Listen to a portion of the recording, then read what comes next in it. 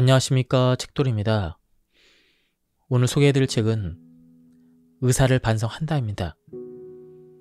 저자는 나카무라 지니치, 출판사는 사이먼 북스입니다. 저자 소개를 간단하게 하겠습니다. 나카무라 지니치, 명문 교토대학 의대를 졸업했다. 60세가 되면서 뜻한 바가 있어 고위직을 거절하고 노인 요양원 도하엔의 평의사로 일하기 시작했다. 그럼 바로 본문을 보도록 하겠습니다. 의사들은 무슨 수를 써더라도 죽음을 저지하거나 늦춰야 한다는 신념을 가지고 있습니다. 그런데 이런 의사의 사념과 신념이 오히려 편안한 죽음을 방해합니다. 당신은 갸우뚱하겠지만 대부분의 의사는 자연스럽게 죽어가는 과정을 본 적이 없고 볼 수도 없습니다.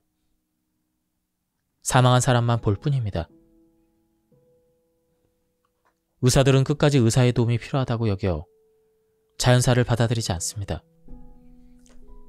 저는 의대를 졸업하고 수십 년 동안 병원에서 수많은 환자를 경험했기 때문에 자신있게 말할 수가 있습니다. 그러나 병원 산업이 발달하기 전 죽음이라는 절차는 원래 조용하고 평온한 것이었습니다. 생을 마무리하는 당사자에게 본인의 삶이 비로소 완성되는 시간이었습니다. 떠나보내는 사람들에게도 사랑했던 사람과 이별하는 소중한 시간이었습니다. 그 의미 있는 순간을 병원이 낚아채면서 더할 수 없이 비참한 것으로 바꾸고 말았습니다. 사람들은 죽음이란 원래 고통스럽고 비참한 것이라고 말합니다. 그러나 좀 더 정확히 말하면 병원이 개입된 죽음은 고통스럽고 비참한 것이라고 해야 맞습니다. 심지어 암에 걸린 사람마저도 아무런 조치를 하지 않고 그냥 내버려 두면 고통 없이 평온하게 죽어갑니다. 저는 오래전부터 죽기에는 암이 최고다라고 말했습니다. 암으로 인한 고령층의 자연사를 100건 이상 경험한 지금은 그 신념이 확신으로 바뀌고 있습니다. 저는 지금도 평균 수명을 다한 노인들에게 암으로 인한 사망이 최고라고 권합니다. 단 여기에는 암 검진이나 정밀검사 따위를 받지 말아야 한다는 조건이 붙습니다. 특별한 징후가 없다가 80에서 90세에 이르러서야 암이 발견되는 경우는 편안한 죽음을 위한 때를 놓친 행운이라 할 수 있습니다. 평균 수명 100세를 향한 고령화 사회답게 오늘날 병원의 최대 고객은 노인입니다. 노인들이 이렇게 병원을 자주 찾는 데는 건강하게 늙어야 한다는 의사들의 위협도 한몫을 하고 있습니다. 젊음과 건강에 대한 노인들의 중압감은 상상을 초월합니다. 온갖 건강식품이나 건강용품이 불티나게 팔리는 것만 봐도 알 수가 있습니다.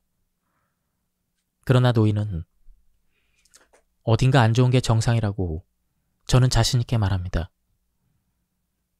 그것은 노화에서 오는 자연스러운 현상입니다. 의사를 찾거나 약을 먹어도 더 좋아질 리가 없습니다. 옛날 노인들은 몸이 작년이 다르고 올해 다르다는 사실을 순순히 받아들였습니다. 그래서 오히려 건강을 유지할 수가 있었습니다. 그러나 지금은 사정이 달라졌습니다.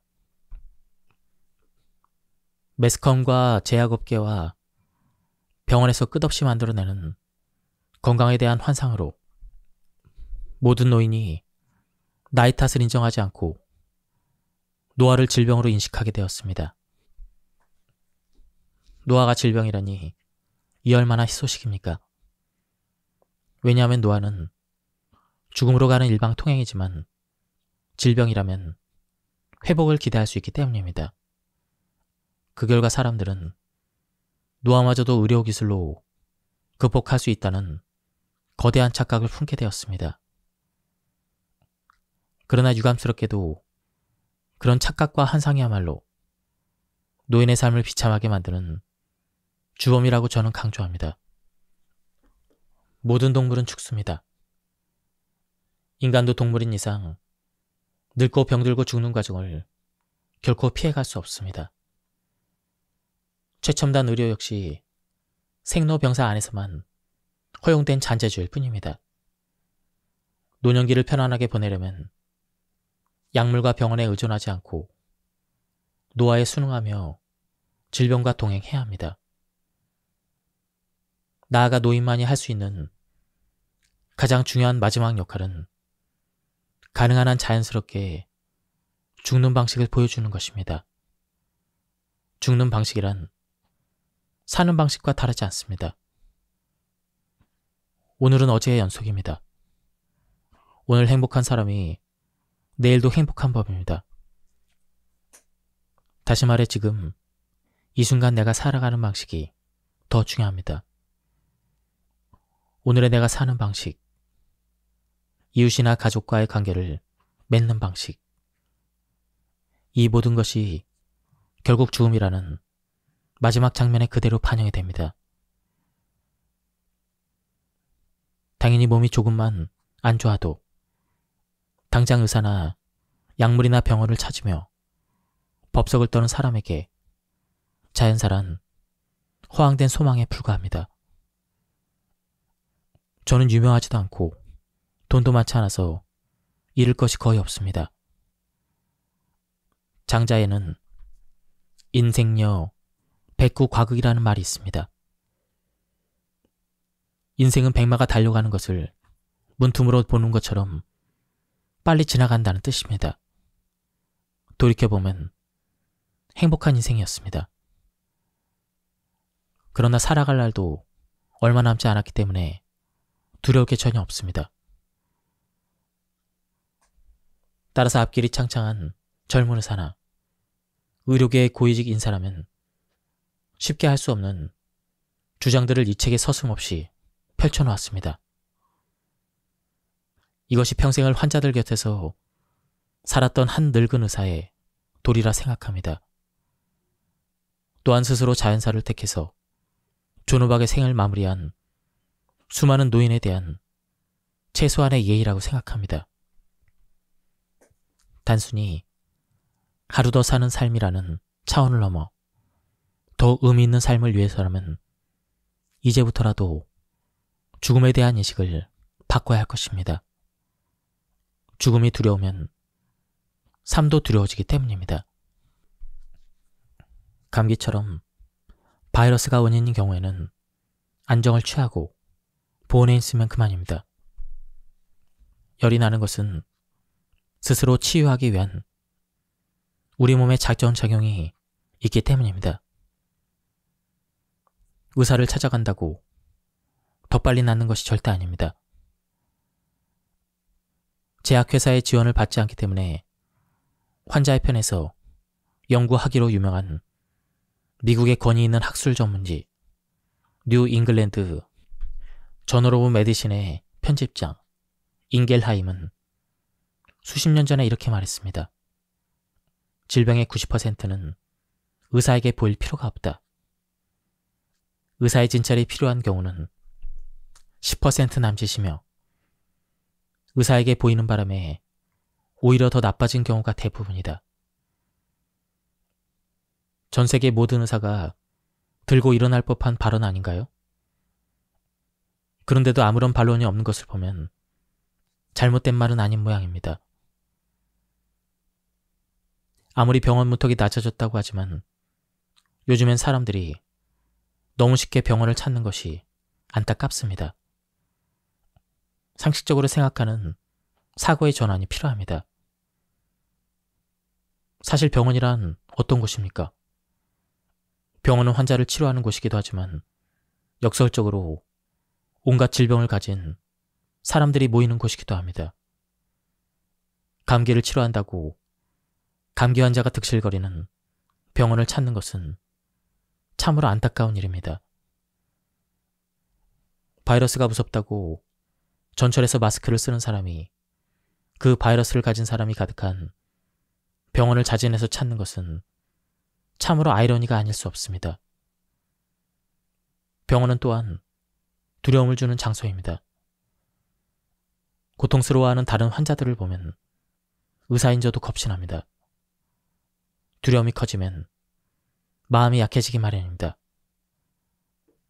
가벼운 질병으로 병원을 찾다가 오히려 무거운 질병을 혹으로 안고 들어올 가능성이 있는 곳, 즉 목숨을 걸고 찾아가야 하는 곳이 병원이라는 인식이 필요합니다. 열이 조금 나거나 기침이 나고 콧물이 흐른다 싶으면 곧장 약부터 찾는 사람이 있습니다. 그러나 앞서 말씀드렸듯 약물이란 그저 원조 물자일 뿐 질병을 치료하는 진짜 힘은 절대 아닙니다. 미열과 기침과 콧물 등의 증상은 오히려 좋은 치료의 신호입니다. 우리 몸은 항상 우리 편이라는 발상에 전환이 필요합니다. 지금 당신의 몸에 침입자가 들어와서 내가 알아서 퇴치하겠으니 조금 불편해도 참고 있으라는 신호입니다. 스스로 병을 고치려는 우리 몸의 치유 반응입니다. 기특하게도 몸이 알아서 고치겠다고 하는데 그걸 무턱대고 억제하려 든다면 어떻게 되겠습니까? 또한 우리 세포의 DNA는 일상적으로 자주 손상이 됩니다. 그러나 세포 속에는 여러 개의 DNA 수선 장치가 들어있습니다. 주요 유전자의 영구적인 손상이 가더라도 보통 근처에 여분의 복사본이 존재합니다. 따라서 어떤 세포가 죽는 경우 다른 세포가 그 자리를 메울 수 있게 됩니다. 자연치유라는 신비로운 힘을 방해하면 그만큼 치유가 늦어질 수가 있습니다. 상습적으로 약물을 복용하게 되면 몸은 점점 더 나태해집니다. 이것은 마치 마약 중독자로 길거리를 헤매는 아들에게 생활비를 대주는 어리석은 부모님과 다르지 않습니다. 노름 중독으로 집을 날리고 이혼한 아들에게 하나 남은 본인의 집문서까지 건네는 부모님과 다르지 않습니다. 그래도 견디기 힘들 만큼 고통스럽다면 어떻게 해야 할까요? 그때는 어쩔 수 없이 고통을 줄이고 증상을 완화하기 위한 약물을 복용할 수도 있습니다. 그러나 아주 단기간만 복용해야 하며 자연치유가 늦어지는 것에 대해서도 감내해야 합니다.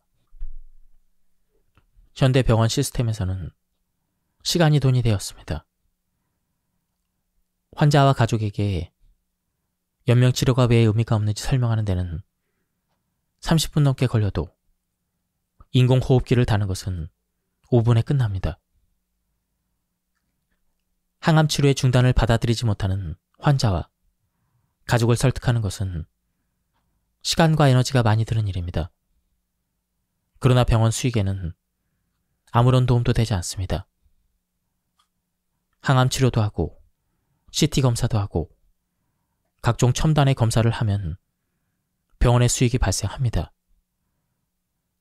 그러나 나쁜 소식을 전한 다음 무의미한 연명치료를 중단하면 병원의 수익은 제로가 됩니다.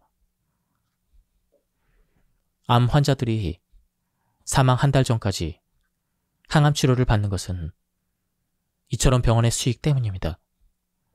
미국에서는 보통 사망 6개월 전까지만 항암치료를 받는 것으로 되어 있습니다. 즉, 그들의 삶을 정리하는 데 적어도 6개월 정도의 시간을 가진다는 말입니다. 그런데 일본에서는 사망 한 달 전까지 항암치료를 받습니다. 삶을 정리하는 데 겨우 한 달밖에 남지 않게 된다는 뜻입니다. 생명과 대결하는 돈은 이처럼 무섭다는 사실을 우리는 알아야 합니다. 앞서 말한 노인들의 모임에서도 생활 습관병 때문에 통원 치료를 받는 노인들의 푸념을 종종 듣곤 합니다. 아니, 아무 이상도 없다면서 왜 매달 한 번씩 검사를 하라는 거야? 정말 내 몸을 생각해서 그러는 거야? 아니면 돈을 벌려고 그러는 거야? 물론 장기간 약을 복용하는 경우 안전관리 차원에서 부작용 여부를 미리 점검한다는 측면도 없지 않습니다. 그러나 병원의 이익을 극대화하기 위한 일종의 부의 전략이라는 점을 부인할 수 없습니다. 세상에는 변하지 않는 것이 있습니다. 하늘은 스스로 돕는 자를 돕는다라는 평범한 격언이 바로 그것입니다. 가령 부도덕한 방법으로 명문대에 합격한 사람은 절대 그 대학을 제대로 졸업할 수 없습니다. 설사 졸업한다고 해도 세상의 험한 풍파를 헤쳐나갈 수 없습니다. 동쪽에 나타난 귀인의 도움으로 떼돈을 번 사람은 절대 그것을 계속 유지할 수 없습니다.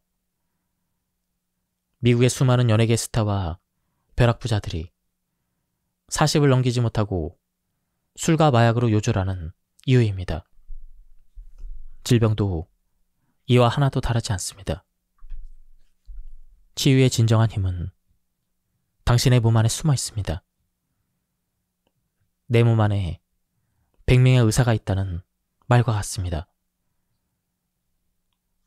질병과 싸워 꼬꾸라지느냐, 해방되느냐의 차이는 자기 안의 순수한 자연 치유력을 믿느냐 못 믿느냐의 차이일 뿐입니다. 내가 몸을 살리고 싶은 만큼 몸 자체도 스스로 살고자 치열하게 싸운다는 인식의 전환이 필요합니다. 따라서 소소한 상처나 질병은 의사를 찾거나 조급하게 약물을 복용하는 대신 몸이 알아서 치유할 수 있도록 내버려두는 기다림이 필요합니다. 노인의 고혈압은 과연 질병일까요? 나이가 들어 좁아지고 뻣뻣해진 혈관으로 젊었을 때와 같은 양의 혈액을 흐르게 하려면 심장이 더 힘들게 일을 해야 합니다. 그 결과 65세가 되면 노인의 절반 이상이 고혈압이 됩니다. 압력을 더 높이기 위해 펌프질을 해야 합니다. 노인들은 심장벽이 두꺼워지고 격렬한 신체 활동에 반응하는 능력이 떨어집니다. 당연히 더 멀리 혹은 더 빨리 뛰기 어려워지고 숨을 헛덜거리지 않고 오를 수 있는 계단 숫자도 줄어듭니다. 고혈압뿐만 아니라 치매도 마찬가지입니다. 치매라는 것은 뇌로 피가 잘 전달되지 않는 것이 원인입니다. 사람의 뇌는 1.3kg밖에 되지 않지만 신체 에너지의 20%를 소모할 만큼 많은 일을 하는 기관입니다. 이 중요한 일꾼에게 무리하게 혈압을 낮추면 당연히 치매의 위험성이 더 커집니다. 고령자의 혈관은 일반적으로 동맥경화가 발생하게 되어 있습니다. 자연적인 현상이라는 것이죠. 이는 얼굴의 주름이 늘거나 머리가 하얗게 변하는 것과 같은 노화 현상으로 매우 자연스러운 일입니다. 가늘고 딱딱해진 혈관을 통해 몸속 구석구석까지 영양소와 산소를 공급하기 위해서는 높은 혈압이 필요합니다. 노인의 고혈압은 생명을 유지하고 치매를 예방하는 몸의 반응입니다. 30세 젊은이의 뇌는 두개골을 꽉 채우는 약 1.3kg짜리 신체 기관입니다. 그런데 70세가 되면 뇌의 크기가 줄어들어 두개골 안에 거의 2.5cm 정도 되는 공간이 생깁니다. 그래서 나이가 많이 든 사람들은 머리에 충격을 받으면 뇌출혈을 일으킬 확률도 훨씬 높습니다.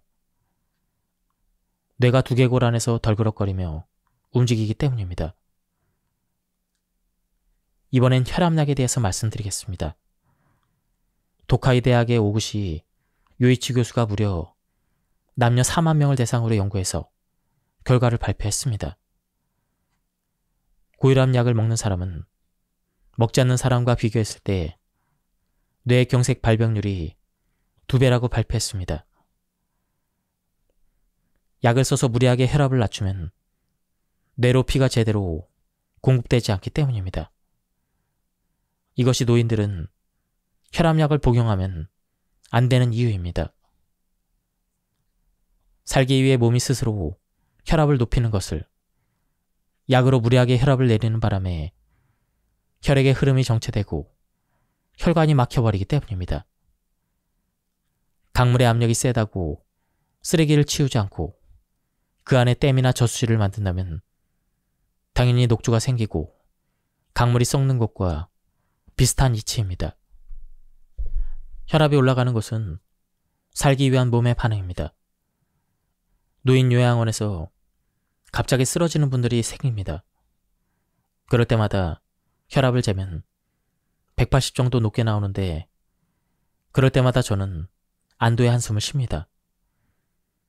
혈압이 노인의 몸을 살려냈기 때문입니다. 문제는 혈압이 낮은 상태입니다. 몸에 땀이 나고 안색이 창백해지며 의식장애가 발생하면 혈압이 50 이하로 떨어집니다. 자칫하면 죽음에 이를 수 있는데 죽을 때의 혈압은 제로가 됩니다. 이것은 무슨 뜻일까요? 고혈압은 질병이 아니라 인간이 스스로 살아내려는 안간힘이며 자연치료의 과정이라는 뜻입니다. 발열과 마찬가지로 콧물이나 기침, 구토, 설사 등의 증세도 치유를 향한 신체의 정상적인 반응으로 볼 수가 있습니다. 콧물은 바이러스나 세균과 꽃가루 같은 이물질, 그리고 몸 안에 생긴 염증의 노폐물을 몸 밖으로 씻어내는 작용입니다. 기침 역시 이물질이나 염증의 노폐물인 가래를 배출하여 기도를 정화하는 작용입니다. 구토나 설사도 몸 안에 들어온 나쁜 것들을 빨리 몸 밖으로 내보내는 작용입니다. 당신이 독소가 함유된 물질을 먹게 되면 몸이 눈치를 채서 재빨리 밖으로 배출하게 됩니다. 이것이 바로 구토입니다.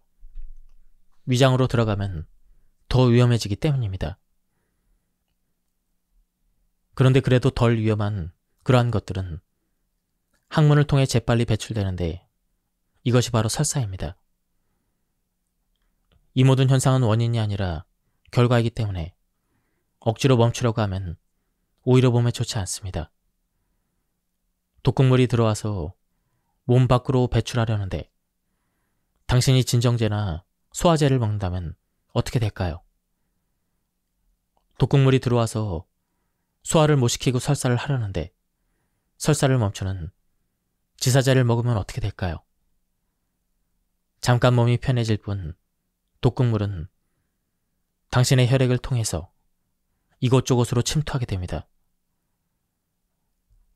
단지 너무 잦은 구토나 설사는 탈수 증세를 유발하므로 수분 보충에 신경을 써야 합니다.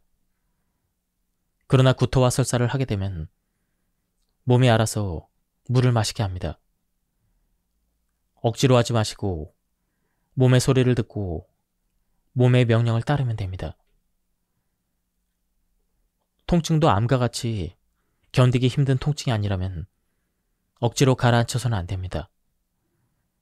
특히 팔다리나 허리 등을 움직일 때 일어나는 통증은 움직이지 말아 달라는 몸의 비명이자 경고입니다.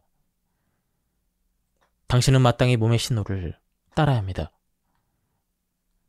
예를 들어 손에 가시가 닿으면 누구나 반사적으로 손을 뒤로 빼기 마련입니다. 예를 들어 뜨거운 물에 손이 닿으면 아 뜨거워 하면서 손을 빼게 됩니다. 그런데 손끝이 마비된 사람이라면 어떻게 될까요? 통증을 느끼지 못하기 때문에 더 큰 상처를 입게 됩니다. 이처럼 통증은 우리 몸을 지켜주기 위한 신호입니다. 도둑이나 강도가 아니라 몸을 지켜주는 경찰과 군인입니다. 자연사에는 고통이 따르지 않습니다. 의학적인 관점에서 볼 때 자연사의 실체는 아사, 즉 기아와 탈수의 과정을 거치며 죽게 됩니다. 물론 기아와 탈수 같은 단어는 누구에게나 비참한 느낌을 줍니다. 마치 사막에서 길을 잃거나 망망대해에서 표류를 하는 것처럼 배가 고파도 먹을 것이 없고 목이 말라도 마실 물이 없는 끔찍한 상황이 연상되기 때문입니다. 그러나 자연재해의 경우에는 좀 다릅니다. 생명이 꺼져가는 상황에서는 공복이나 갈등을 느끼는 감각들도 점점 기능을 멈추기 시작합니다. 즉, 인간이 살아가기 위해 먹고 마시는 게 당연하지만 생명력이 약해지기 시작하면 그럴 필요성이 사라진다는 것입니다. 기아 상태가 되면 뇌 속의 통증을 차단하는 모르핀이 분비되어 기분이 좋아지고 행복감을 느낀다는 전문가들은 연구 결과들을 발표합니다. 탈수 역시 혈액이 농축되는 것이기 때문에 의식 수준이 떨어져 몽롱한 상태가 됩니다. 죽음이 가까워지면 호흡 상태도 나빠집니다. 호흡이란 공기 중에 산소를 받아들이고 몸 안에 생긴 탄산가스를 방출하는 작업입니다. 만일 이 작업이 원활하지 않다면 산소 결핍 상태가 되는데 탄산가스가 배출되지 않고 몸 안에 쌓인다는 것이죠. 산소 결핍 상태에서는 뇌 속에 모르핀이라는 호르몬이 분비가 됩니다. 유도 선수들에게 물어보면 조르기라는 기술에 걸렸을 때 하나같이 기분이 좋았다고 합니다.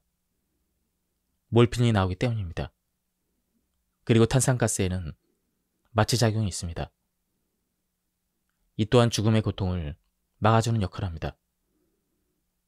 이처럼 죽음이란 자연의 섭리이며 흔히들 생각하는 것만큼 그렇게 가혹하거나 고통스럽지 않습니다. 불안이나 공포, 고통이나 괴로움은 죽음에 대한 왜곡된 환상입니다. 자연사란 아무런 고통 없이 그저 이승에서 저승으로 자연스럽게 옮겨가는 과정일 뿐이며 수명을 다하여 노쇠사하는 노인에게 주어진 마지막 특권입니다. 그러니 그 특권을 누리는 과정에서 무리할 필요는 전혀 없습니다. 저는 보호자가 아니라 환자의 입장에서 말씀드리는 것입니다. 귀에 대고 큰 소리로 부르거나 몸을 흔든다든지 손을 잡는 것은 괜한 짓입니다. 오히려 환자를 힘들게 할 뿐입니다. 그냥 가만히 지켜봐 주는 것만으로도 충분합니다. 의사에게 묻기 전에 먼저 몸과 대화를 해야 합니다. 특히 우리는 옛 어른들의 지혜 가운데 쾌와 불쾌, 이 원칙을 따르는 자세를 눈여겨볼 필요가 있습니다. 쾌와 불쾌의 원칙이란 기분 좋은 일은 몸에 좋고 기분이 나쁜 일은 몸에도 나쁘다는 원칙입니다. 그러나 요즘 사람들은 자신의 기분을 관찰하기보다는 일상생활의 사소한 일까지 일일이 의사에게 물어대곤 합니다. 우울증이 대표적입니다. 자신의 감정이 우울한 이유와 대처법을 왜 전문가에게 물어야 하는지 저는 당신에게 반문하고 싶습니다. 또 다른 예를 들어 목욕은 어떻게 하면 되나요? 이렇게 묻는 분도 있습니다. 그러면 의사는 학생을 가르치는 선생처럼 의기양양된 얼굴로 미지근한 반신욕을 하면 좋습니다. 이렇게 대답하는 식입니다. 마치 반신욕이라는 게 의학적으로 대단한 업적이라도 되는 것처럼 으쓱하여 대답합니다. 뜨거운 물이 너무 답답하면 허리까지만 담그면 될 일이고 아니면 찬물을 틀어 미지근하게 만들면 될 일 아닌가요? 몸이 원하는 쪽으로 선택하면 될 것을 꼭 일일이 의사에게 물어야 하는지 저는 당신에게 반문하고 싶습니다. 저의 경우 열이 39도까지 오르더라도 몸이 오케이 사인을 보낼 때는 목욕을 합니다. 열이 없더라도 오늘은 삼가하는 편이 좋겠다고 몸이 말해줄 때는 목욕을 하지 않습니다. 그저 몸이 시키는 대로 하면 된다는 말입니다. 나이가 들면 허리며 무릎이 자주 쑤시고 아픕니다. 그래서 노인들은 날마다 물리치료를 받곤 합니다. 그리고 집으로 돌아갈 때는 마치 경품이라도 당첨이 된 듯 값비싼 파스를 잔뜩 싸들고 갑니다. 저는 그 풍경이 너무나도 부자연스럽게 느껴집니다. 진통제를 자주 먹으면 몸에 좋지 않다고 말하면서 진통 물질이 가득 담은 파스에는 아무런 거부감이 없다는 것도 이해되지 않습니다. 움직일 때마다 몸이 아프다는 것은 지금까지와는 다른 방식으로 몸을 움직이라는 몸의 신호라는 점을 분명히 말씀드립니다. 예컨대 노인이 젊은이들처럼 강한 근육의 힘이 필요한 격한 활동을 하려고 한다면 당연히 몸부터 거부할 것입니다. 그보다는 중국의 노인들이 아침마다 느릿느릿한 동작으로 태극권 체조를 하듯, 그리고 한가로운 움직임으로 우주의 좋은 기운을 온몸으로 받아들이려는 자세가 필요합니다. 그것이 오히려 젊은이들의 격한 운동보다 훨씬 몸에 이로우며 또한 신이 마련해 놓은 노인의 지혜라고 할 수가 있습니다. 그러나 요즘 노인들 대부분은 병원 만능주의에 길들여 있음을 솔직히 고백하지 않을 수 없습니다. 노인들은 나이를 거스르는 활동이나 평생 해왔던 나쁜 자세를 끝까지 고수하면서 이런저런 약이나 파스 따위로 해결해 보려고 합니다. 그럴수록 몸이 보내는 신호를 감지하기 힘들어지는데도 말이죠. 제가 티베트 의학을 공부하면서 가장 인상 깊었던 것은 조장이었습니다. 들판의 새들에게 자기의 육체를 내어주는 장례 방식입니다. 이 방식이야말로 티베트 불교를 믿는 티베트인의 생사관에서 생겨난 것이라 할 수가 있습니다. 그들은 사람이 죽으면 더 이상 그 몸의 혼이 머물 수가 없으므로 시체는 단순한 물체에 지나지 않는다고 생각합니다. 짐승들은 시체도 마다하지 않고 먹으니 베푸는 마음으로 자연에게 내다 주는 것이죠. 티베트 의학에서 인간의 몸이란 돌을 던지면 그 돌이 긋는 하나의 포물선처럼 원초 생명에서 점점 발전하여 한창 때를 누리다가 마침내 기운을 잃고 떨어지고 원래의 상태로 되돌아간다고 생각을 합니다. 티베트인들은 병이 나면 단순히 몸이 아픈 것인지 죽을 때가 된 것인지를 간파하려고 합니다. 이것이 삶의 마지막이라고 생각하면 정면으로 대항하지 않습니다. 티베트인들은 몸속에 종기가 생기면 지금까지 하루에 3차례 했던 식사를 하루에 한 번으로 줄입니다. 고기를 먹지 않고 짬파라는 일종의 미숫가루로 대신하곤 합니다.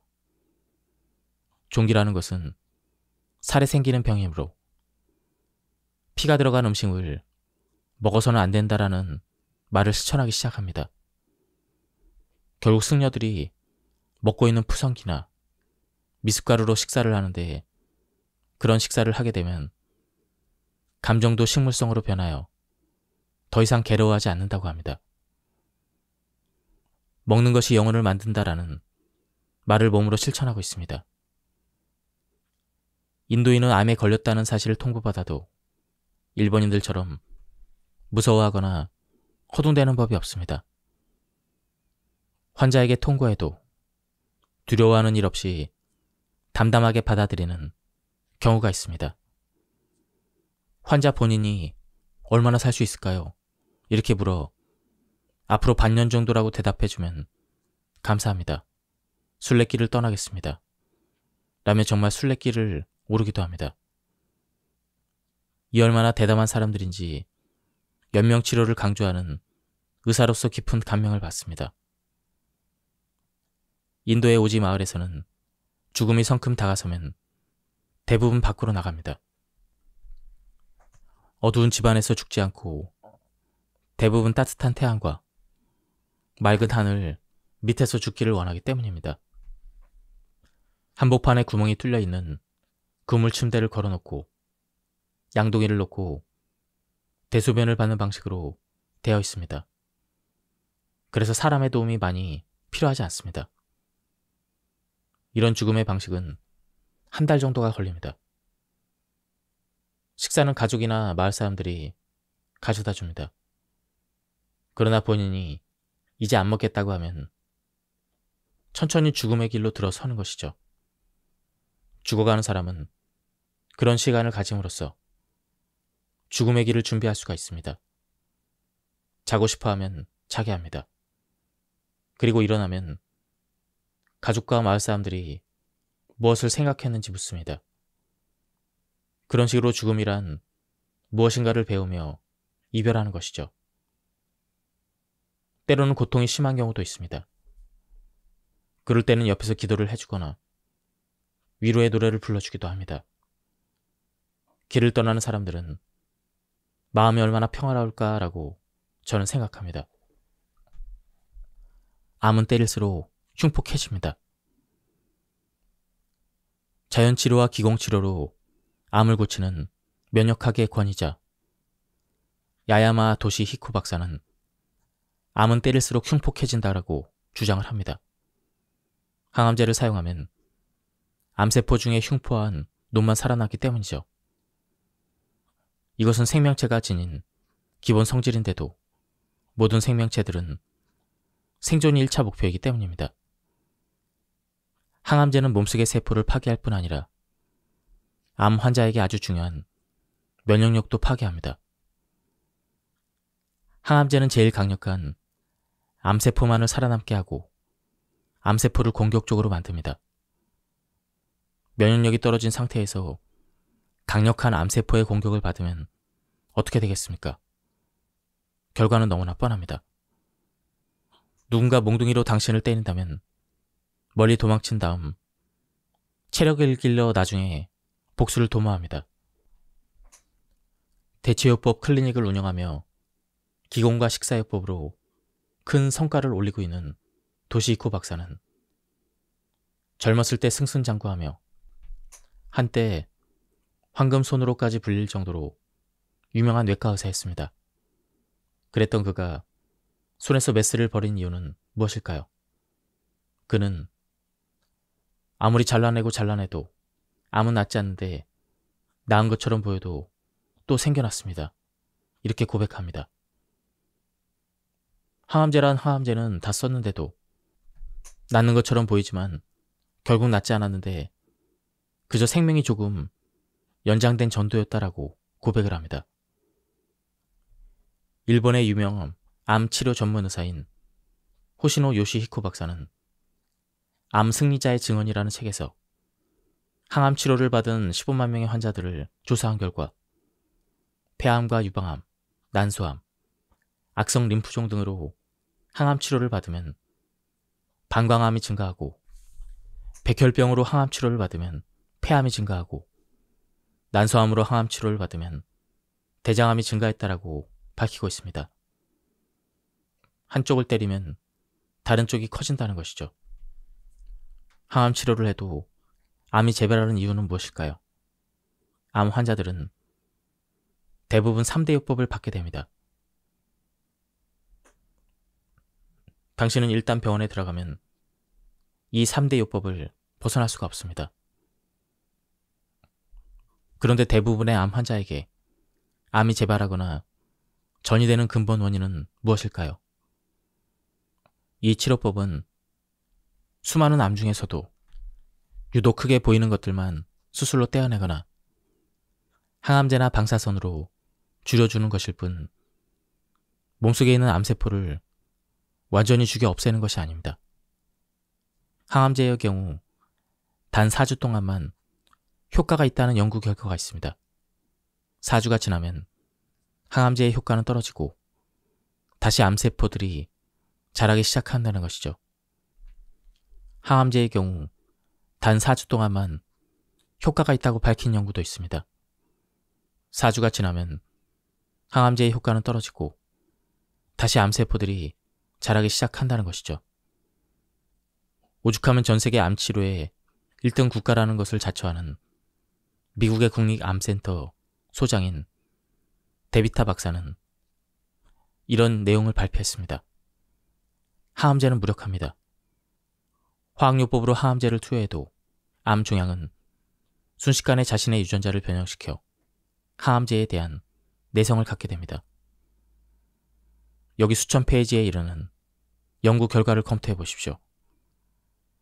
항암제는 단순한 독약이 아니라 강한 발암성이 있으므로 환자에게 투여하면 다른 장기에 또 다른 암을 발생시킵니다. 우리 몸에는 약 100조 개의 세포가 있습니다. 그런데 암세포는 하루에 약 5천 개 이상이 생성이 됩니다. 100조 개 중에 5천 개는 거의 없는 것이나 마찬가지입니다.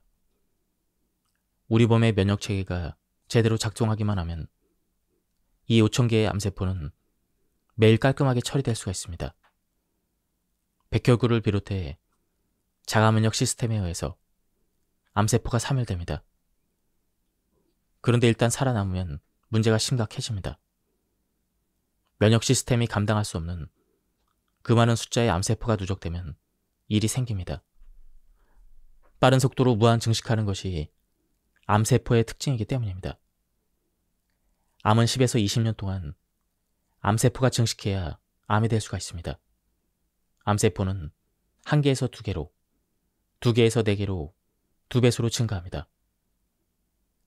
1개의 암세포가 10번 분열하면 2024개가 되고 20번 분열하면 104만 개가 됩니다. 이처럼 30번 분열하면 무려 10억 7,400개가 됩니다. 이때 암세포의 지름은 1cm 정도가 되는데 비로소 초음파나 CT에서 발견될 수가 있습니다. 암 전문 병원을 운영하는 마가라 주니치 박사는 자신의 병원에서 3대 요법 그리고 아무것도 하지 않은 환자 등 4그룹으로 나눠서 임상실험을 한 결과를 발표했습니다. 암은 아무 치료도 받지 않는 것이 가장 낫기가 쉽습니다. 이 사실을 이해하는 사람이 늘어나기를 진심으로 기대합니다. 분명히 말씀드리지만 오늘날까지 암 치료제는 없습니다. 가장 좋은 치료법은 오염된 식생활에서 벗어나 내 몸을 깨끗하게 만드는 것이죠. 채식과 단식을 통해 깨끗한 음식으로 몸속에 독소와 노폐물을 제거해야 합니다. 그렇게 되면 면역력이 강화됩니다. 그렇게 내 몸속에 암세포를 건강한 세포들이 모조리 잡아먹도록 해야 합니다. 이렇게 해서 치료된 암은 재발이나 전이를 걱정하지 않아도 되는 좋은 치료법입니다. 그러나 여기에는 시간이 조금 걸립니다. 조급하게 생각해서 그나마 괜찮은 몸을 3대 요법으로 걸레 조각으로 만들지 말길 바랍니다. 치료는 속도가 아니라 방향이라는 점을 다시 한번 강조합니다. 지금까지 이 책에 대한 리뷰를 모두 마쳤습니다. 제가 앞부분을 조금 발췌해서 요약해드렸기 때문에 많은 부분이 생략되었습니다. 한번 책을 구해서 읽어보실 것을 추천드립니다. 여기서 리뷰를 마치도록 하겠습니다. 감사합니다. 안녕하십니까, 책돌이입니다. 오늘 소개해드릴 책은 의사를 반성한다입니다. 저자는 나카무라 지니치, 출판사는 사이번북스입니다. 저자 소개를 간단하게 하겠습니다. 나카무라 지니치, 명문 교토대학 의대를 졸업했다. 60세가 되면서 뜻한 바가 있어 고위직을 거절하고 노인 요양원 도하엔의 평의사로 일하기 시작했다. 그럼 바로 본문을 보도록 하겠습니다. 의사들은 무슨 수를 써더라도 죽음을 저지하거나 늦춰야 한다는 신념을 가지고 있습니다. 그런데 이런 의사의 사념과 신념이 오히려 편안한 죽음을 방해합니다. 당신은 갸우뚱하겠지만 대부분의 의사는 자연스럽게 죽어가는 과정을 본 적이 없고 볼 수도 없습니다. 사망한 사람만 볼 뿐입니다. 의사들은 끝까지 의사의 도움이 필요하다고 여겨 자연사를 받아들이지 않습니다. 저는 의대를 졸업하고 수십 년 동안 병원에서 수많은 환자를 경험했기 때문에 자신 있게 말할 수가 있습니다. 그러나 병원 산업이 발달하기 전 죽음이라는 절차는 원래 조용하고 평온한 것이었습니다. 생을 마무리하는 당사자에게 본인의 삶이 비로소 완성되는 시간이었습니다. 떠나보내는 사람들에게도 사랑했던 사람과 이별하는 소중한 시간이었습니다. 그 의미 있는 순간을 병원이 낚아채우면서 더할 수 없이 비참한 것으로 바꾸고 말았습니다. 사람들은 죽음이란 원래 고통스럽고 비참한 것이라고 말합니다. 그러나 좀 더 정확히 말하면 병원이 개입된 죽음은 고통스럽고 비참한 것이라고 해야 맞습니다. 심지어 암에 걸린 사람마저도 아무런 조치를 하지 않고 그냥 내버려 두면 고통 없이 평온하게 죽어갑니다. 저는 오래전부터 죽기에는 암이 최고다라고 말했습니다. 암으로 인한 고령층의 자연사를 100건 이상 경험한 지금은 그 신념이 확신으로 바뀌고 있습니다. 저는 지금도 평균 수명을 다한 노인들에게 암으로 인한 사망이 최고라고 권합니다. 단 여기에는 암 검진이나 정밀검사 따위를 받지 말아야 한다는 조건이 붙습니다. 특별한 징후가 없다가 80에서 90세에 이르러서야 암이 발견되는 경우는 편안한 죽음을 위한 때를 놓친 행운이라 할 수 있습니다.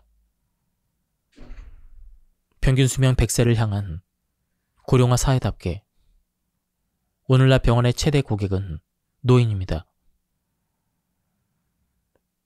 노인들이 이렇게 병원을 자주 찾는 데는 건강하게 늙어야 한다는 의사들의 위협도 한몫을 하고 있습니다. 젊음과 건강에 대한 노인들의 중압감은 상상을 초월합니다. 온갖 건강식품이나 건강용품이 불티나게 팔리는 것만 봐도 알 수가 있습니다. 그러나 노인은 어딘가 안 좋은 게 정상이라고 저는 자신있게 말합니다. 그것은 노화에서 오는 자연스러운 현상입니다. 의사를 찾거나 약을 먹어도 더 좋아질 리가 없습니다. 옛날 노인들은 몸이 작년이 다르고 올해 다르다는 사실을 순순히 받아들였습니다. 그래서 오히려 건강을 유지할 수가 있었습니다. 그러나 지금은 사정이 달라졌습니다. 매스컴과 제약업계와 병원에서 끝없이 만들어내는 건강에 대한 환상으로 모든 노인이 나이 탓을 인정하지 않고 노화를 질병으로 인식하게 되었습니다. 노화가 질병이라니 이 얼마나 희소식입니까? 왜냐하면 노화는 죽음으로 가는 일방통행이지만 질병이라면 회복을 기대할 수 있기 때문입니다. 그 결과 사람들은 노화마저도 의료기술로 극복할 수 있다는 거대한 착각을 품게 되었습니다. 그러나 유감스럽게도 그런 착각과 환상이야말로 노인의 삶을 비참하게 만드는 주범이라고 저는 강조합니다. 모든 동물은 죽습니다. 인간도 동물인 이상 늙고 병들고 죽는 과정을 결코 피해갈 수 없습니다. 최첨단 의료 역시 생로병사 안에서만 허용된 잔재주일 뿐입니다. 노년기를 편안하게 보내려면 약물과 병원에 의존하지 않고 노화에 순응하며 질병과 동행해야 합니다. 나아가 노인만이 할 수 있는 가장 중요한 마지막 역할은 가능한 한 자연스럽게 죽는 방식을 보여주는 것입니다. 죽는 방식이란 사는 방식과 다르지 않습니다. 오늘은 어제의 연속입니다. 오늘 행복한 사람이 내일도 행복한 법입니다. 다시 말해 지금 이 순간 내가 살아가는 방식이 더 중요합니다. 오늘의 내가 사는 방식, 이웃이나 가족과의 관계를 맺는 방식. 이 모든 것이 결국 죽음이라는 마지막 장면에 그대로 반영이 됩니다. 당연히 몸이 조금만 안 좋아도 당장 의사나 약물이나 병원을 찾으며 법석을 떠는 사람에게 자연사란 허황된 소망에 불과합니다. 저는 유명하지도 않고 돈도 많지 않아서 잃을 것이 거의 없습니다. 장자에는 인생여 백구과극이라는 말이 있습니다. 인생은 백마가 달려가는 것을 문틈으로 보는 것처럼 빨리 지나간다는 뜻입니다. 돌이켜보면 행복한 인생이었습니다. 그러나 살아갈 날도 얼마 남지 않았기 때문에 두려울 게 전혀 없습니다. 따라서 앞길이 창창한 젊은 의사나 의료계의 고위직 인사라면 쉽게 할 수 없는 주장들을 이 책에 서슴없이 펼쳐놓았습니다. 이것이 평생을 환자들 곁에서 살았던 한 늙은 의사의 도리라 생각합니다. 또한 스스로 자연사를 택해서 존엄하게 생을 마무리한 수많은 노인에 대한 최소한의 예의라고 생각합니다. 단순히 하루 더 사는 삶이라는 차원을 넘어 더 의미 있는 삶을 위해서라면 이제부터라도 죽음에 대한 인식을 바꿔야 할 것입니다. 죽음이 두려우면 삶도 두려워지기 때문입니다. 감기처럼 바이러스가 원인인 경우에는 안정을 취하고 보온에 있으면 그만입니다. 열이 나는 것은 스스로 치유하기 위한 우리 몸의 작전작용이 있기 때문입니다. 의사를 찾아간다고 더 빨리 낫는 것이 절대 아닙니다.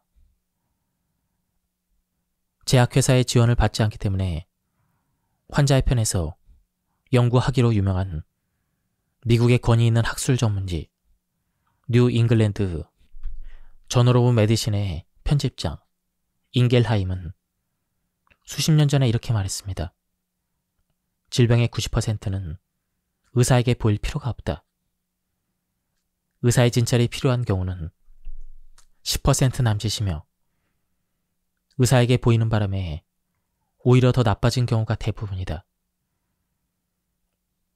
전 세계 모든 의사가 들고 일어날 법한 발언 아닌가요? 그런데도 아무런 반론이 없는 것을 보면 잘못된 말은 아닌 모양입니다. 아무리 병원 문턱이 낮아졌다고 하지만 요즘엔 사람들이 너무 쉽게 병원을 찾는 것이 안타깝습니다. 상식적으로 생각하는 사고의 전환이 필요합니다. 사실 병원이란 어떤 곳입니까? 병원은 환자를 치료하는 곳이기도 하지만 역설적으로 온갖 질병을 가진 사람들이 모이는 곳이기도 합니다. 감기를 치료한다고 감기 환자가 득실거리는 병원을 찾는 것은 참으로 안타까운 일입니다. 바이러스가 무섭다고 전철에서 마스크를 쓰는 사람이 그 바이러스를 가진 사람이 가득한 병원을 자진해서 찾는 것은 참으로 아이러니가 아닐 수 없습니다. 병원은 또한 두려움을 주는 장소입니다. 고통스러워하는 다른 환자들을 보면 의사인 저도 겁이 납니다. 두려움이 커지면 마음이 약해지기 마련입니다. 가벼운 질병으로 병원을 찾다가 오히려 무거운 질병을 혹으로 안고 들어올 가능성이 있는 곳, 즉 목숨을 걸고 찾아가야 하는 곳이 병원이라는 인식이 필요합니다. 열이 조금 나거나 기침이 나고 콧물이 흐른다 싶으면 곧장 약부터 찾는 사람이 있습니다. 그러나 앞서 말씀드렸듯 약물이란 그저 원조 물자일 뿐 질병을 치료하는 진짜 힘은 절대 아닙니다. 미열과 기침과 콧물 등의 증상은 오히려 좋은 치료의 신호입니다. 우리 몸은 항상 우리 편이라는 발상에 전환이 필요합니다. 지금 당신의 몸에 침입자가 들어와서 내가 알아서 퇴치하겠으니 조금 불편해도 참고 있으라는 신호입니다. 스스로 병을 고치려는 우리 몸의 치유 반응입니다. 기특하게도 몸이 알아서 고치겠다고 하는데 그걸 무턱대고 억제하려 든다면 어떻게 되겠습니까? 또한 우리 세포의 DNA는 일상적으로 자주 손상이 됩니다. 그러나 세포 속에는 여러 개의 DNA 수선 장치가 들어있습니다. 주요 유전자의 영구적인 손상이 가더라도 보통 근처에 여분의 복사본이 존재합니다. 따라서 어떤 세포가 죽는 경우 다른 세포가 그 자리를 메울 수 있게 됩니다. 자연치유라는 신비로운 힘을 방해하면 그만큼 치유가 늦어질 수가 있습니다. 상습적으로 약물을 복용하게 되면 몸은 점점 더 나태해집니다. 이것은 마치 마약 중독자로 길거리를 헤매는 아들에게 생활비를 대주는 어리석은 부모님과 다르지 않습니다. 노름 중독으로 집을 날리고 이혼한 아들에게 하나 남은 본인의 집문서까지 건네는 부모님과 다르지 않습니다. 그래도 견디기 힘들 만큼 고통스럽다면 어떻게 해야 할까요? 그때는 어쩔 수 없이 고통을 줄이고 증상을 완화하기 위한 약물을 복용할 수도 있습니다. 그러나 아주 단기간만 복용해야 하며 자연치유가 늦어지는 것에 대해서도 감내해야 합니다. 현대 병원 시스템에서는 시간이 돈이 되었습니다. 환자와 가족에게 연명치료가 왜 의미가 없는지 설명하는 데는 30분 넘게 걸려도 인공호흡기를 다는 것은 5분에 끝납니다. 항암치료의 중단을 받아들이지 못하는 환자와 가족을 설득하는 것은 시간과 에너지가 많이 드는 일입니다. 그러나 병원 수익에는 아무런 도움도 되지 않습니다. 항암치료도 하고 CT 검사도 하고 각종 첨단의 검사를 하면 병원의 수익이 발생합니다. 그러나 나쁜 소식을 전한 다음 무의미한 연명치료를 중단하면 병원의 수익은 제로가 됩니다. 암 환자들이 사망 한 달 전까지 항암치료를 받는 것은 이처럼 병원의 수익 때문입니다. 미국에서는 보통 사망 6개월 전까지만 항암치료를 받는 것으로 되어 있습니다. 즉, 그들의 삶을 정리하는 데 적어도 6개월 정도의 시간을 가진다는 말입니다. 그런데 일본에서는 사망 한 달 전까지 항암치료를 받습니다. 삶을 정리하는 데 겨우 한 달밖에 남지 않게 된다는 뜻입니다. 생명과 대결하는 돈은 이처럼 무섭다는 사실을 우리는 알아야 합니다. 앞서 말한 노인들의 모임에서도 생활 습관병 때문에 통원 치료를 받는 노인들의 푸념을 종종 듣곤 합니다. 아니, 아무 이상도 없다면서 왜 매달 한 번씩 검사를 하라는 거야? 정말 내 몸을 생각해서 그러는 거야? 아니면 돈을 벌려고 그러는 거야? 물론 장기간 약을 복용하는 경우 안전관리 차원에서 부작용 여부를 미리 점검한다는 측면도 없지 않습니다. 그러나 병원의 이익을 극대화하기 위한 일종의 부의 전략이라는 점을 부인할 수 없습니다. 세상에는 변하지 않는 것이 있습니다. 하늘은 스스로 돕는 자를 돕는다라는 평범한 격언이 바로 그것입니다. 가령 부도덕한 방법으로 명문대에 합격한 사람은 절대 그 대학을 제대로 졸업할 수 없습니다. 설사 졸업한다고 해도 세상의 험한 풍파를 헤쳐나갈 수 없습니다. 동쪽에 나타난 귀인의 도움으로 떼돈을 번 사람은 절대 그것을 계속 유지할 수 없습니다. 미국의 수많은 연예계 스타와 벼락부자들이 40을 넘기지 못하고 술과 마약으로 요절하는 이유입니다. 질병도 이와 하나도 다르지 않습니다. 치유의 진정한 힘은 당신의 몸 안에 숨어 있습니다. 내 몸 안에 100명의 의사가 있다는 말과 같습니다. 질병과 싸워 꼬꾸라지느냐, 해방되느냐의 차이는 자기 안의 순수한 자연 치유력을 믿느냐 못 믿느냐의 차이일 뿐입니다. 내가 몸을 살리고 싶은 만큼 몸 자체도 스스로 살고자 치열하게 싸운다는 인식의 전환이 필요합니다. 따라서 소소한 상처나 질병은 의사를 찾거나 조급하게 약물을 복용하는 대신 몸이 알아서 치유할 수 있도록 내버려두는 기다림이 필요합니다. 노인의 고혈압은 과연 질병일까요?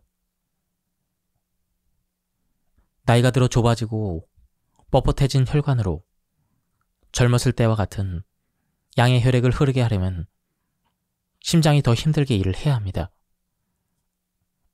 그 결과 65세가 되면 노인의 절반 이상이 고혈압이 됩니다. 압력을 더 높이기 위해 펌프질을 해야 합니다. 노인들은 심장벽이 두꺼워지고 격렬한 신체 활동에 반응하는 능력이 떨어집니다. 당연히 더 멀리 혹은 더 빨리 뛰기 어려워지고 숨을 헛덜거리지 않고 오를 수 있는 계단 숫자도 줄어듭니다. 고혈압뿐만 아니라 치매도 마찬가지입니다. 치매라는 것은 뇌로 피가 잘 전달되지 않는 것이 원인입니다. 사람의 뇌는 1.3kg밖에 되지 않지만 신체 에너지의 20%를 소모할 만큼 많은 일을 하는 기관입니다. 이 중요한 일꾼에게 무리하게 혈압을 낮추면 당연히 치매의 위험성이 더 커집니다. 고령자의 혈관은 일반적으로 동맥경화가 발생하게 되어 있습니다. 자연적인 현상이라는 것이죠. 이는 얼굴의 주름이 늘거나 머리가 하얗게 변하는 것과 같은 노화 현상으로 매우 자연스러운 일입니다. 가늘고 딱딱해진 혈관을 통해 몸속 구석구석까지 영양소와 산소를 공급하기 위해서는 높은 혈압이 필요합니다. 노인의 고혈압은 생명을 유지하고 치매를 예방하는 몸의 반응입니다. 30세 젊은이의 뇌는 두개골을 꽉 채우는 약 1.3kg짜리 신체 기관입니다. 그런데 70세가 되면 뇌의 크기가 줄어들어 두개골 안에 거의 2.5cm 정도 되는 공간이 생깁니다. 그래서 나이가 많이 든 사람들은 머리에 충격을 받으면 뇌출혈을 일으킬 확률도 훨씬 높습니다. 뇌가 두개골 안에서 덜그럭거리며 움직이기 때문입니다. 이번엔 혈압약에 대해서 말씀드리겠습니다. 도카이 대학의 오구시 요이치 교수가 무려 남녀 4만 명을 대상으로 연구해서 결과를 발표했습니다. 고혈압약을 먹는 사람은 먹지 않는 사람과 비교했을 때 뇌경색 발병률이 2배라고 발표했습니다. 약을 써서 무리하게 혈압을 낮추면 뇌로 피가 제대로 공급되지 않기 때문입니다. 이것이 노인들은 혈압약을 복용하면 안 되는 이유입니다. 살기 위해 몸이 스스로 혈압을 높이는 것을 약으로 무리하게 혈압을 내리는 바람에 혈액의 흐름이 정체되고 혈관이 막혀버리기 때문입니다. 강물의 압력이 세다고 쓰레기를 치우지 않고 그 안에 댐이나 저수지를 만든다면 당연히 녹조가 생기고 강물이 썩는 것과 비슷한 이치입니다. 혈압이 올라가는 것은 살기 위한 몸의 반응입니다. 노인 요양원에서 갑자기 쓰러지는 분들이 생깁니다. 그럴 때마다 혈압을 재면 180 정도 높게 나오는데 그럴 때마다 저는 안도의 한숨을 쉽니다. 혈압이 노인의 몸을 살려냈기 때문입니다. 문제는 혈압이 낮은 상태입니다. 몸에 땀이 나고 안색이 창백해지며 의식장애가 발생하면 혈압이 50 이하로 떨어집니다. 자칫하면 죽음에 이를 수 있는데 죽을 때의 혈압은 제로가 됩니다. 이것은 무슨 뜻일까요? 고혈압은 질병이 아니라 인간이 스스로 살아내려는 안간힘이며 자연치료의 과정이라는 뜻입니다. 발열과 마찬가지로 콧물이나 기침, 구토, 설사 등의 증세도 치유를 향한 신체의 정상적인 반응으로 볼 수가 있습니다. 콧물은 바이러스나 세균과 꽃가루 같은 이물질, 그리고 몸 안에 생긴 염증의 노폐물을 몸 밖으로 씻어내는 작용입니다. 기침 역시 이물질이나 염증의 노폐물인 가래를 배출하여 기도를 정화하는 작용입니다. 구토나 설사도 몸 안에 들어온 나쁜 것들을 빨리 몸 밖으로 내보내는 작용입니다.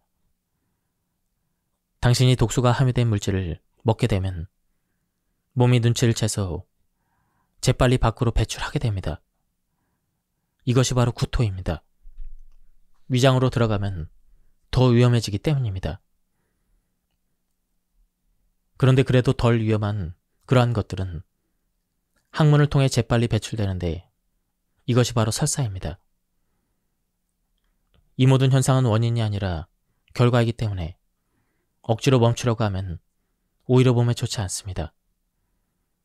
독극물이 들어와서 몸 밖으로 배출하려는데 당신이 진정제나 소화제를 먹는다면 어떻게 될까요? 독극물이 들어와서 소화를 못 시키고 설사를 하려는데 설사를 멈추는 지사제를 먹으면 어떻게 될까요? 잠깐 몸이 편해질 뿐 독극물은 당신의 혈액을 통해서 이곳저곳으로 침투하게 됩니다. 단지 너무 잦은 구토나 설사는 탈수 증세를 유발하므로 수분 보충에 신경을 써야 합니다. 그러나 구토와 설사를 하게 되면 몸이 알아서 물을 마시게 합니다. 억지로 하지 마시고 몸의 소리를 듣고 몸의 명령을 따르면 됩니다. 통증도 암과 같이 견디기 힘든 통증이 아니라면 억지로 가라앉혀서는 안 됩니다. 특히 팔다리나 허리 등을 움직일 때 일어나는 통증은 움직이지 말아 달라는 몸의 비명이자 경고입니다. 당신은 마땅히 몸의 신호를 따라야 합니다. 예를 들어 손에 가시가 닿으면 누구나 반사적으로 손을 뒤로 빼기 마련입니다. 예를 들어 뜨거운 물에 손이 닿으면 아 뜨거워 하면서 손을 빼게 됩니다. 그런데 손끝이 마비된 사람이라면 어떻게 될까요? 통증을 느끼지 못하기 때문에 더 큰 상처를 입게 됩니다. 이처럼 통증은 우리 몸을 지켜주기 위한 신호입니다. 도둑이나 강도가 아니라 몸을 지켜주는 경찰과 군인입니다. 자연사에는 고통이 따르지 않습니다. 의학적인 관점에서 볼 때 자연사의 실체는 아사, 즉 기아와 탈수의 과정을 거치며 죽게 됩니다. 물론 기아와 탈수 같은 단어는 누구에게나 비참한 느낌을 줍니다. 마치 사막에서 길을 잃거나 망망대해에서 표류를 하는 것처럼 배가 고파도 먹을 것이 없고 목이 말라도 마실 물이 없는 끔찍한 상황이 연상되기 때문입니다. 그러나 자연재해의 경우에는 좀 다릅니다. 생명이 꺼져가는 상황에서는 공복이나 갈등을 느끼는 감각들도 점점 기능을 멈추기 시작합니다. 즉, 인간이 살아가기 위해 먹고 마시는 게 당연하지만 생명력이 약해지기 시작하면 그럴 필요성이 사라진다는 것입니다. 기아 상태가 되면 뇌 속의 통증을 차단하는 모르핀이 분비되어 기분이 좋아지고 행복감을 느낀다는 전문가들은 연구 결과들을 발표합니다. 탈수 역시 혈액이 농축되는 것이기 때문에 의식 수준이 떨어져 몽롱한 상태가 됩니다. 죽음이 가까워지면 호흡 상태도 나빠집니다. 호흡이란 공기 중에 산소를 받아들이고 몸 안에 생긴 탄산가스를 방출하는 작업입니다. 만일 이 작업이 원활하지 않다면 산소 결핍 상태가 되는데 탄산가스가 배출되지 않고 몸 안에 쌓인다는 것이죠. 산소 결핍 상태에서는 뇌 속의 모르핀이라는 호르몬이 분비가 됩니다. 유도 선수들에게 물어보면 조르기라는 기술에 걸렸을 때 하나같이 기분이 좋았다고 합니다. 몰핀이 나오기 때문입니다. 그리고 탄산가스에는 마취작용이 있습니다. 이 또한 죽음의 고통을 막아주는 역할을 합니다. 이처럼 죽음이란 자연의 섭리이며 흔히들 생각하는 것만큼 그렇게 가혹하거나 고통스럽지 않습니다. 불안이나 공포, 고통이나 괴로움은 죽음에 대한 왜곡된 환상입니다. 자연사란 아무런 고통 없이 그저 이승에서 저승으로 자연스럽게 옮겨가는 과정일 뿐이며 수명을 다하여 노세사하는 노인에게 주어진 마지막 특권입니다. 그러니 그 특권을 누리는 과정에서 무례할 필요는 전혀 없습니다. 저는 보호자가 아니라 환자의 입장에서 말씀드리는 것입니다. 귀에 대고 큰 소리로 부르거나 몸을 흔든다든지 손을 잡는 것은 괜한 짓입니다. 오히려 환자를 힘들게 할 뿐입니다. 그냥 가만히 지켜봐 주는 것만으로도 충분합니다. 의사에게 묻기 전에 먼저 몸과 대화를 해야 합니다. 특히 우리는 옛 어른들의 지혜 가운데 쾌와 불쾌, 이 원칙을 따르는 자세를 눈여겨볼 필요가 있습니다. 쾌와 불쾌의 원칙이란 기분 좋은 일은 몸에 좋고 기분이 나쁜 일은 몸에도 나쁘다는 원칙입니다. 그러나 요즘 사람들은 자신의 기분을 관찰하기보다는 일상생활의 사소한 일까지 일일이 의사에게 물어대곤 합니다. 우울증이 대표적입니다. 자신의 감정이 우울한 이유와 대처법을 왜 전문가에게 물어야 하는지 저는 당신에게 반문하고 싶습니다. 또 다른 예를 들어 목욕은 어떻게 하면 되나요? 이렇게 묻는 분도 있습니다. 그러면 의사는 학생을 가르치는 선생처럼 의기양양된 얼굴로 미지근한 반신욕을 하면 좋습니다. 이렇게 대답하는 식입니다. 마치 반신욕이라는 게 의학적으로 대단한 업적이라도 되는 것처럼 으쓱하여 대답합니다. 뜨거운 물이 너무 답답하면 허리까지만 담그면 될 일이고 아니면 찬물을 틀어 미지근하게 만들면 될 일 아닌가요? 몸이 원하는 쪽으로 선택하면 될 것을 꼭 일일이 의사에게 물어야 하는지 저는 당신에게 반문하고 싶습니다. 저의 경우 열이 39도까지 오르더라도 몸이 오케이 사인을 보낼 때는 목욕을 합니다. 열이 없더라도 오늘은 삼가하는 편이 좋겠다고 몸이 말해줄 때는 목욕을 하지 않습니다. 그저 몸이 시키는 대로 하면 된다는 말입니다. 나이가 들면 허리며 무릎이 자주 쑤시고 아픕니다. 그래서 노인들은 날마다 물리치료를 받곤 합니다. 그리고 집으로 돌아갈 때는 마치 경품이라도 당첨이 된 듯 값비싼 파스를 잔뜩 싸들고 갑니다. 저는 그 풍경이 너무나도 부자연스럽게 느껴집니다.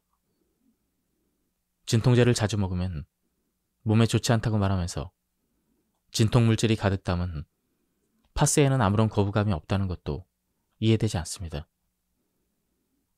움직일 때마다 몸이 아프다는 것은 지금까지와는 다른 방식으로 몸을 움직이라는 몸의 신호라는 점을 분명히 말씀드립니다. 예컨대 노인이 젊은이들처럼 강한 근육의 힘이 필요한 격한 활동을 하려고 한다면 당연히 몸부터 거부할 것입니다. 그보다는 중국의 노인들이 아침마다 느릿느릿한 동작으로 태극권 체조를 하듯 그리고 한가로운 움직임으로 우주의 좋은 기운을 온몸으로 받아들이려는 자세가 필요합니다. 그것이 오히려 젊은이들의 격한 운동보다 훨씬 몸에 이로우며 또한 신이 마련해 놓은 노인의 지혜라고 할 수가 있습니다. 그러나 요즘 노인들 대부분은 병원 만능주의에 길들여 있음을 솔직히 고백하지 않을 수 없습니다. 노인들은 나이를 거스르는 활동이나 평생 해왔던 나쁜 자세를 끝까지 고수하면서 이런저런 약이나 파스 따위로 해결해 보려고 합니다. 그럴수록 몸이 보내는 신호를 감지하기 힘들어지는데도 말이죠. 제가 티베트 의학을 공부하면서 가장 인상 깊었던 것은 조장이었습니다. 들판의 새들에게 자기의 육체를 내어주는 장례 방식입니다. 이 방식이야말로 티베트 불교를 믿는 티베트인의 생사관에서 생겨난 것이라 할 수가 있습니다.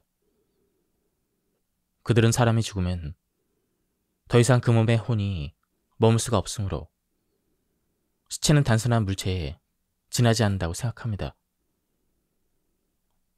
짐승들은 시체도 마다하지 않고 먹으니 베푸는 마음으로 자연에게 내다 주는 것이죠. 티베트 의학에서 인간의 몸이란 돌을 던지면 그 돌이 긋는 하나의 포물선처럼 원초 생명에서 점점 발전하여 한창 때를 누리다가 마침내 기운을 잃고 떨어지고 원래의 상태로 되돌아간다고 생각을 합니다. 티베트인들은 병이 나면 단순히 몸이 아픈 것인지 죽을 때가 된 것인지를 간파하려고 합니다. 이것이 삶의 마지막이라고 생각하면 정면으로 대항하지 않습니다. 티베트인들은 몸속에 종기가 생기면 지금까지 하루에 3차례 했던 식사를 하루에 한 번으로 줄입니다. 고기를 먹지 않고 짬파라는 일종의 미숫가루로 대신하곤 합니다. 종기라는 것은 살에 생기는 병이므로 피가 들어간 음식을 먹어서는 안 된다라는 말을 실천하기 시작합니다. 결국 승려들이 먹고 있는 푸성기나 미숫가루로 식사를 하는데 그런 식사를 하게 되면 감정도 식물성으로 변하여 더 이상 괴로워하지 않는다고 합니다. 먹는 것이 영혼을 만든다라는 말을 몸으로 실천하고 있습니다. 인도인은 암에 걸렸다는 사실을 통보받아도 일본인들처럼 무서워하거나 허둥대는 법이 없습니다. 환자에게 통고해도 두려워하는 일 없이 담담하게 받아들이는 경우가 있습니다. 환자 본인이 얼마나 살 수 있을까요? 이렇게 물어 앞으로 반년 정도라고 대답해주면 감사합니다. 순례길을 떠나겠습니다. 라며 정말 순례길을 오르기도 합니다. 이 얼마나 대담한 사람들인지 연명치료를 강조하는 의사로서 깊은 감명을 받습니다. 인도의 오지 마을에서는 죽음이 성큼 다가서면 대부분 밖으로 나갑니다. 어두운 집안에서 죽지 않고 대부분 따뜻한 태양과 맑은 하늘 밑에서 죽기를 원하기 때문입니다. 한복판에 구멍이 뚫려 있는 그물 침대를 걸어놓고 양동이를 놓고 대소변을 받는 방식으로 되어 있습니다. 그래서 사람의 도움이 많이 필요하지 않습니다.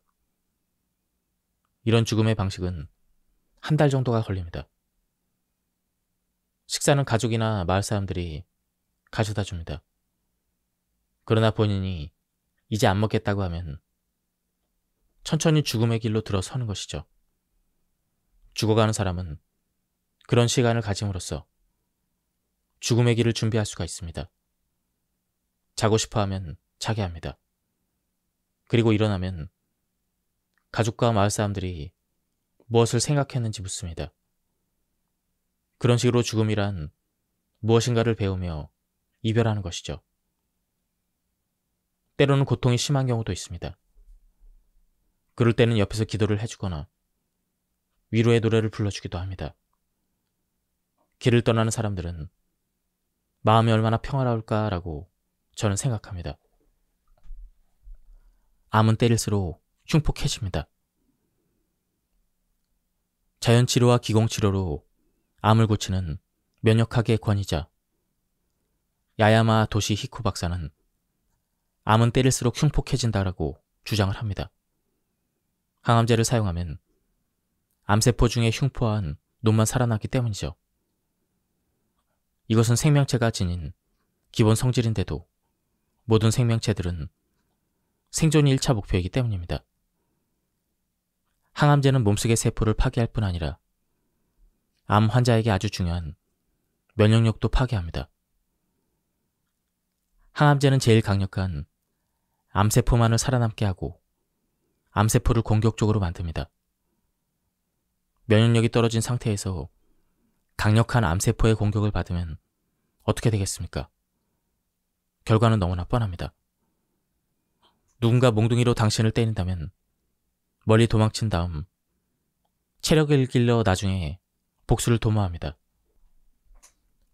대체요법 클리닉을 운영하며 기공과 식사요법으로 큰 성과를 올리고 있는 도시이코 박사는 젊었을 때 승승장구하며 한때 황금 손으로까지 불릴 정도로 유명한 외과 의사였습니다. 그랬던 그가 손에서 메스를 버린 이유는 무엇일까요? 그는 아무리 잘라내도 암은 낫지 않는데 나은 것처럼 보여도 또 생겨났습니다. 이렇게 고백합니다. 항암제란 항암제는 다 썼는데도 낫는 것처럼 보이지만 결국 낫지 않았는데 그저 생명이 조금 연장된 전도였다라고 고백을 합니다. 일본의 유명 암 치료 전문 의사인 호시노 요시히코 박사는 암 승리자의 증언이라는 책에서 항암 치료를 받은 15만 명의 환자들을 조사한 결과 폐암과 유방암, 난소암, 악성 림프종 등으로 항암 치료를 받으면 방광암이 증가하고 백혈병으로 항암 치료를 받으면 폐암이 증가하고 난소암으로 항암 치료를 받으면 대장암이 증가했다라고 밝히고 있습니다. 한쪽을 때리면 다른 쪽이 커진다는 것이죠. 항암 치료를 해도 암이 재발하는 이유는 무엇일까요? 암 환자들은 대부분 3대 요법을 받게 됩니다. 당신은 일단 병원에 들어가면 이 3대 요법을 벗어날 수가 없습니다. 그런데 대부분의 암 환자에게 암이 재발하거나 전이 되는 근본 원인은 무엇일까요? 이 치료법은 수많은 암 중에서도 유독 크게 보이는 것들만 수술로 떼어내거나 항암제나 방사선으로 줄여주는 것일 뿐 몸속에 있는 암세포를 완전히 죽여 없애는 것이 아닙니다. 항암제의 경우 단 4주 동안만 효과가 있다는 연구 결과가 있습니다. 4주가 지나면 항암제의 효과는 떨어지고 다시 암세포들이 자라기 시작한다는 것이죠. 항암제의 경우 단 4주 동안만 효과가 있다고 밝힌 연구도 있습니다. 4주가 지나면 항암제의 효과는 떨어지고 다시 암세포들이 자라기 시작한다는 것이죠. 오죽하면 전세계 암치료의 1등 국가라는 것을 자처하는 미국의 국립암센터 소장인 데비타 박사는 이런 내용을 발표했습니다. 항암제는 무력합니다. 화학요법으로 항암제를 투여해도 암 종양은 순식간에 자신의 유전자를 변형시켜 항암제에 대한 내성을 갖게 됩니다. 여기 수천 페이지에 이르는 연구 결과를 검토해 보십시오. 항암제는 단순한 독약이 아니라 강한 발암성이 있으므로 환자에게 투여하면 다른 장기에 또 다른 암을 발생시킵니다. 우리 몸에는 약 100조 개의 세포가 있습니다. 그런데 암세포는 하루에 약 5천 개 이상이 생성이 됩니다. 100조 개 중에 5천 개는 거의 없는 것이나 마찬가지입니다. 우리 몸의 면역체계가 제대로 작동하기만 하면 이 5천 개의 암세포는 매일 깔끔하게 처리될 수가 있습니다. 백혈구를 비롯해 자가면역 시스템에 의해서 암세포가 사멸됩니다. 그런데 일단 살아남으면 문제가 심각해집니다. 면역 시스템이 감당할 수 없는 그 많은 숫자의 암세포가 누적되면 일이 생깁니다. 빠른 속도로 무한 증식하는 것이 암세포의 특징이기 때문입니다. 암은 10에서 20년 동안 암세포가 증식해야 암이 될 수가 있습니다. 암세포는 1개에서 2개로, 2개에서 4개로 2배수로 증가합니다. 1개의 암세포가 10번 분열하면 2024개가 되고 20번 분열하면 104만 개가 됩니다. 이처럼 30번 분열하면 무려 10억 7,400개가 됩니다. 이때 암세포의 지름은 1cm 정도가 되는데 비로소 초음파나 CT에서 발견될 수가 있습니다. 암 전문 병원을 운영하는 마가라 주니치 박사는 자신의 병원에서 3대 요법 그리고 아무것도 하지 않은 환자 등 4그룹으로 나눠서 임상실험을 한 결과를 발표했습니다. 암은 아무 치료도 받지 않는 것이 가장 낫기가 쉽습니다. 이 사실을 이해하는 사람이 늘어나기를 진심으로 기대합니다. 분명히 말씀드리지만 오늘날까지 암 치료제는 없습니다.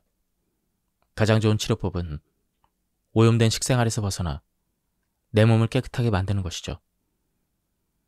채식과 단식을 통해 깨끗한 음식으로 몸속에 독소와 노폐물을 제거해야 합니다.